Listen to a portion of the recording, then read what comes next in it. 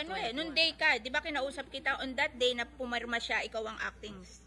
Ba't na mag-i-issue ng ECC in 2022, legislated protected area na yun? But that is based on the 5 years policy, Madam Chair. That is resolved by the Supreme Court, Madam Chair. Ikaw is a bureau chief, yung dineclare na kinancelled ECC, pwede mong i-renew? Madam Chair, if I may, can I elaborate what my previous actions in terms of the restating the ECC of that ALTIC, Madam Chair? When there is a ruling decided by the Supreme Court, But Madam Chair. But it was declared as a legislated protected area, walang meaning sa'yo yun? Madam Chair, just only resolving the issues of the cancellation based on the secretaries for 5 years. It's a legislated protected area. Why will you issue an ECC on a legislated protected area? That's why, Madam Chair, I'm just only resolving the issue in terms of the cancellation, which is based on the 5 years as ruled by the Supreme Court. Pero after that cancellation, it was declared as a legislated protected area. Hindi mo ino-honor ang legislation? Ha? Kinausap na kita dyan eh. Sino nag-permit sa'yo na i-issue yung ECC na yan? Kinausap na kita dyan eh. Madam Chair, with that, in-explain ko na yan sa'yo eh. With that, Madam Chair, there is an instruction from acting James, acting Secretary James Ampolna to proceed the case. Hindi na siya acting secretary nun, pinatanggal nyo eh. Ayaw niya mag-issue ng ECC eh. So, he was removed. Nung mag-issue ka ng ECC, inano si Pragada? Nasaan si Pragada? O, yan. Pina-appoint mo. The same day that you issued the ECC, pina-appoint mo yan si Pragada. Tinanggal nyo si Sapulna. What happened to Pragada? O, siya ang acting. O, ikaw ang nagsabi sa kanya na issue niya yung ECC. You were appointed on the same day. Madam, no, Madam, Your Honor. Hindi natin So, siya. ba't mo sasabihin si Sapulna? Tinanggal nyo si Sapulna on that day. Madam Chair, I have a copy here of the directives of Acting Secretary James Ampolna, Madam Chair. Akin na. On the day you signed, wala na si Sapulna. Tinanggal na siya. Siya na ang acting, si Fragada. On that day that you signed. I research eh.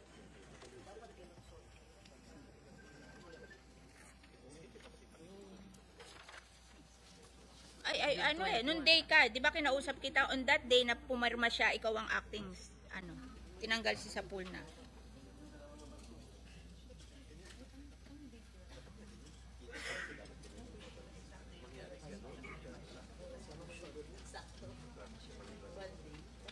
June 21 eh. He was removed in June 22 eh. On the day that he signed.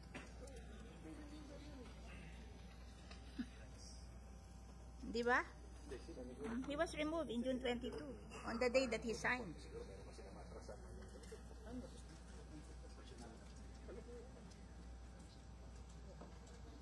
This is a personal matter, Madam James Ampolna. It has been legislated by Congress as a legislated protected area. Why are you still leasing it to ALTEC? Oh. So, parang gano'n. Sasabihin mo, owned by the government, but you are leasing it to a private company. Oh. Pwede ba yun? Legislated na yun. It was passed by Congress. Why are you leasing it? Ano? You come and answer.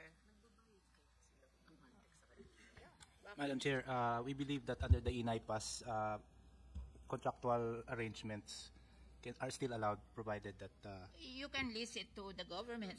You can ask the government to use it, but leasing it to a private individual or a private company, that's against the law. Ano na yan eh, legislated protected area na yan eh. Tapos ayaw nyong pakinggan yung DNR. It's a legislated protected area. Why are you leasing it to ALTEC? And others? We will seek the opinion of our legal counsel, OGCC. So we will go on, we will fight it in court? Because there is a contract, Madam. Hindi mo ino-honor yung move of Congress? We legislated it eh. Correct, Madam Chair. O bakit nyo pinalili sa private? Legislated protected area yun. Oh, so we will go in court? Iko-court case ko pa kayo para tumigil kayo? Ano ba yan? We will consult our legal counsel, Madam Chair, regarding the contract with MCRP to review it. Yeah, because that is already a legislated protected area. So it should be, nobody should use it except government. And you are asking a private company. Baka ganun din mangyari dito sa, sasabihin nyo na pag unauthorized reclamation, the government will use it, di ba? Eh baka mamaya pag ganun kayo ang in charge, palilis nyo rin sa private, it's the same thing. Wala ring nangyari. Ako, I would like to think na a legislated protected area should be used by the government only, not by a private individual. Oh. Tapos pag nasisira yung mga kalye, kami magpapagawa. Oh. Hindi mabigyan ng budget ng DNR, so ako naman ang magpapagawa. Oh. Ano gagawin nyo? Sira-sira na yung kalye. Kadadaan ng truck ng Altec. Na-mention na po namin, ma'am, sa MCRP and they will do repairs. So, are you asking Altec to pay you? May bayad ba sa inyo, Altec? Yes, Madam Chair. Magkano binabayad sa inyo?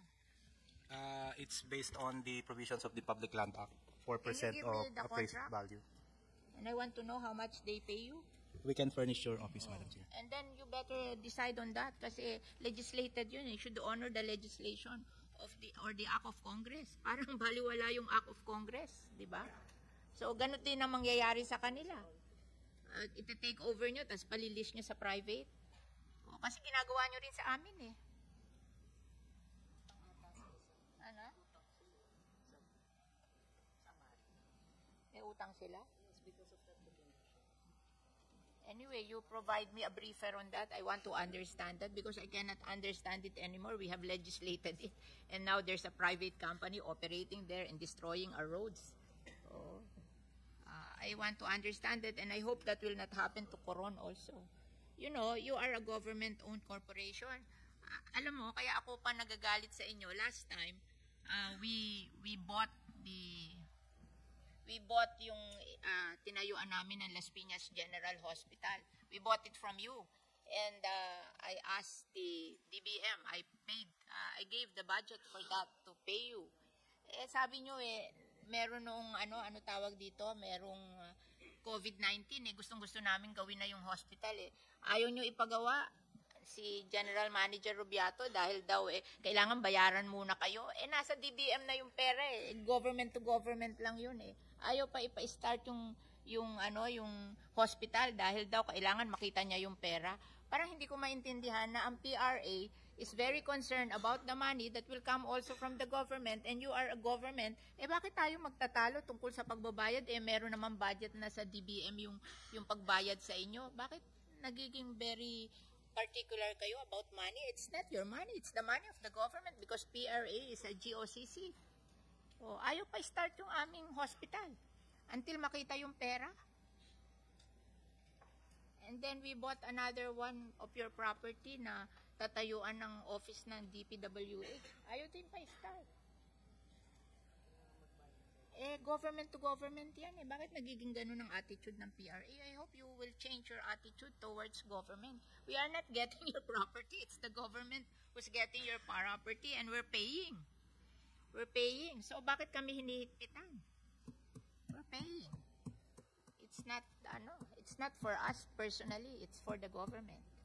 It's a hospital, a government-owned hospital. It's a DPWH building. It's not ours. Why are you making it very difficult for us? It's not for us personally. It's for the government. And you're a government institution. Can you answer that, Mr. Literal? Why is that attitude like that? Ma'am, ano lang to, I'm not the AGM po, pero actually I think it emanated from another contract po with another government agency wherein they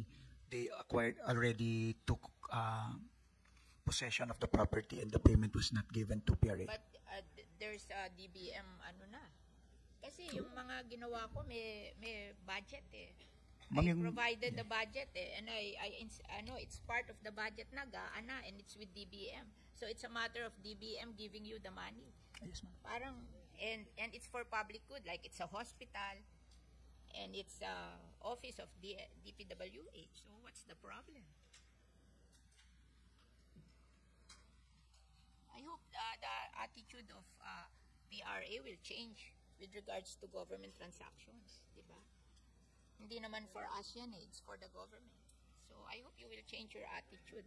Baka kaya rin sila nagre-reklamo because of that. Parang hirap kausap ng PRA. Ma'am, actually, ma'am, doon sa Coron, we're one with phase 2. Yung phase 1 lang, ma'am, ang issue nila sa amin. And I think wala pa naman pong issue talaga. Baka Kaya lang, ko lang naalala yung aming issue kasi nadinig ko kayo na it will become a government property. So, it will be managed by PRA. Minsan kasi yung PRA, kahit government property, ang attitude nila, it's their property, it's not the government. Oo, kasi pinahihirapan miski gobyerno with regards to projects of government. Kasi kami sa Las Piñas, napahirapan kami talaga. And I was so surprised na pinahirapan. Alam mo ba, Mr. Literal, kaya ako nagpagawa ng wetland center at saka yung visitor center doon personally. Kasi hindi makapasa sa COA kasi ayaw yung payagan ng DNR to put a budget on that. So, para lang magawa, ako nagbayad doon personally. Kasi hindi papasa sa COA without consent from you. Diba? Hindi makabudget ang DNR because ayaw nyo payagan at hindi mapapasa sa COA.